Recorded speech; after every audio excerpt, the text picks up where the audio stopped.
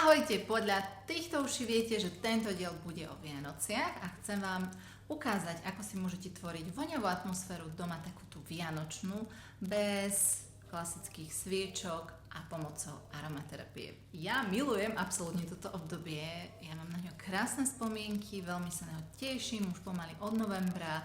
A pamätám si, ako sme ako detičky piekli koláčiky s mojimi rodičmi, ako sme sa chodili prechádzať v tom snehu ešte kedysi, ako sme zdobili stromček, jak sme pozerali všetky tie detské rozprávky. Ja to jednoducho zbožňujem.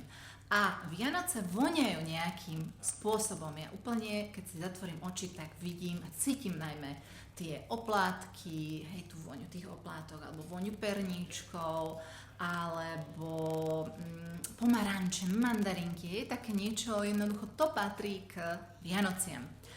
A ja sa teším, že s aromaterapiou je vlastne rozvoňanie Vianoc oveľa jednoduchšie a ja vlastne takto tvorím krásne voňavé spomienky na roky dopredu pre moje deti a ja viem, že oni keď potom raz niekedy v budúcnosti znova ovoňajú nejaký ten esenciálny olej alebo priamo možno aj tú mandarinku a tak budú si vlastne spomínať na to, že tak tá naša mamka, tak tá nám vlastne vtedy takto robila túto atmošku, že im sa to hneď vybaví. A prečo to tak je? Pretože čuch je spojený s tou časťou mozgu, ktorá je zodpovedná za naše emócie, náladu, spomienky, prežívanie. A vy viete dobre, že naozaj, keď zavoniate niečo, čo už ste niekedy voňali a je vám to spojené s nejakou emóciou, ja neviem, voňavé palacinky, ktoré vám babka piekla každú nedeľu, tak hneď sa vám to vlastne spojí s tým, že wow, to je ako keď som bola u tej babky. Ja mám taký príklad toho, že som raz išla po ulici a išiel naozaj vyvoňaný muž a pripomenul mi môjho kedysi, ale že roky dávno frajera. Akože v tej sekunde mi naskočila jeho tvár, jeho výzor a všetko a pritom sa na neho nemyslela. Takže naozaj to tak funguje, že tými vôňami si tvoríme naše spomienky.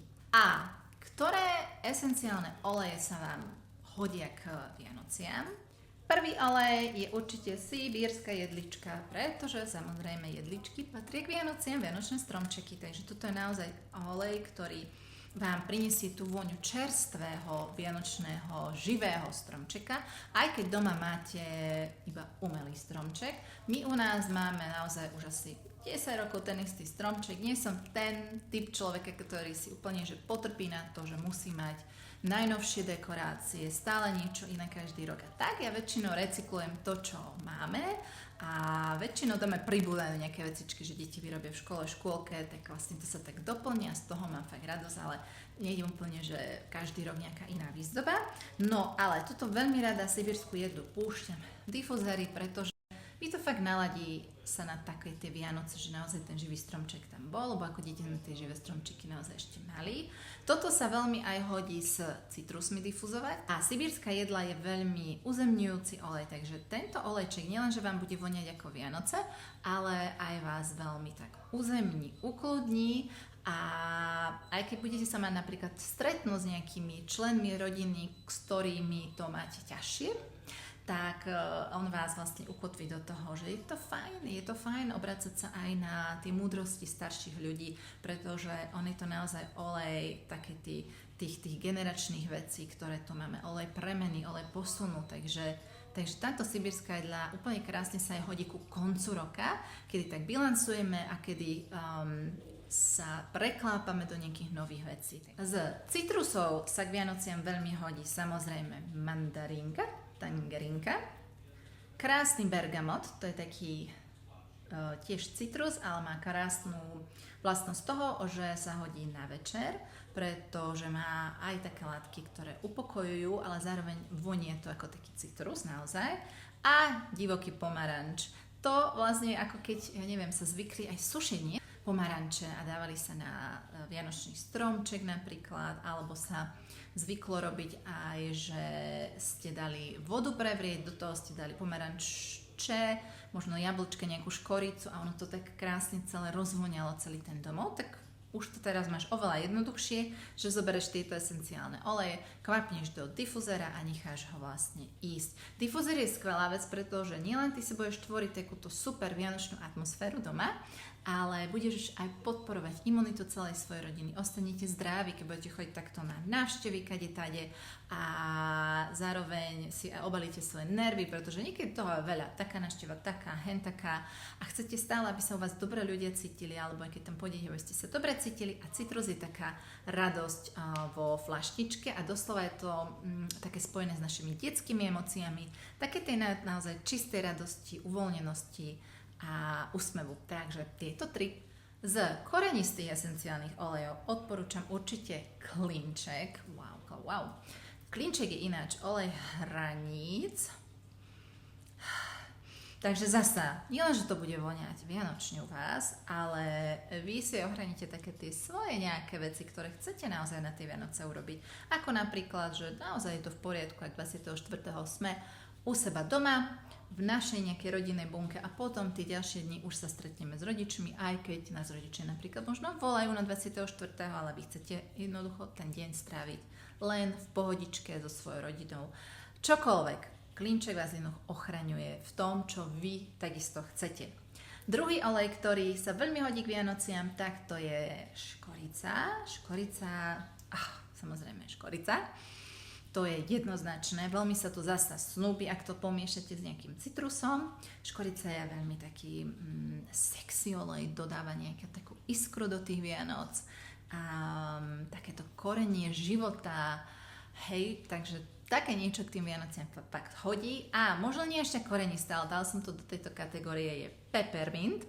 Pretože keď je vonka zima, tak si tú zimu môžete priniesť aj sem dovnútra. Budete unavení, tak je to perfektné. A keď to preženiete s jedlom napríklad, tak tento peppermint si môžete zriedený s nejakým rastlinným olejom dať takto kvapku do dlane a potrieť si žalúdok a uvidíte, že sa vám hneď uľaví. Takže to je také 2 v 1. Aj keby vám napríklad treštila hlava, zasa si to môžete zriediť, ponatierať a ucítite úľavu. No ale toto napríklad, keď budete dávať s škoricou alebo s klinčekom, tak to bude veľmi, veľmi dobre voňať. A bude to také ako zamrznutý cencul, ale taký ten vianočný, no, vyskúšajte.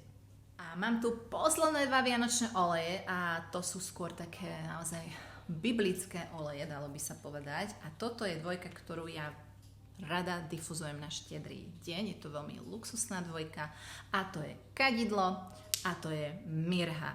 Kadidlo je naozaj biblický olej, určite vieme a bol to jeden z darov pre Ježiša, takže kadidielko, aj mirha bola jeden z darov pre Ježiša od 3 kráľov, takže preto tieto 2 oleje, veľmi vzácne oleje, sú priamo zo živice z týchto stromov. Táto mirha je taká veľmi tuhá a preto ja som si na ňu dala takýto uzáverík, aby sa mi ľahko vlastne dostávala vonka. Takže to je taká vychytávka pre vás možno. No a kadidlo je ináč olej, ktorý podporuje vzťahy s otcami a mirha je vzťahy s maminkami.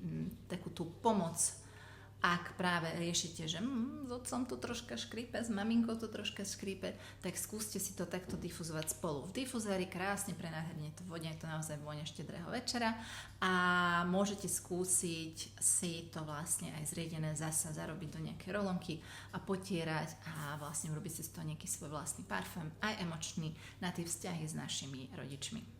Toľko moje voňavé Vianoce.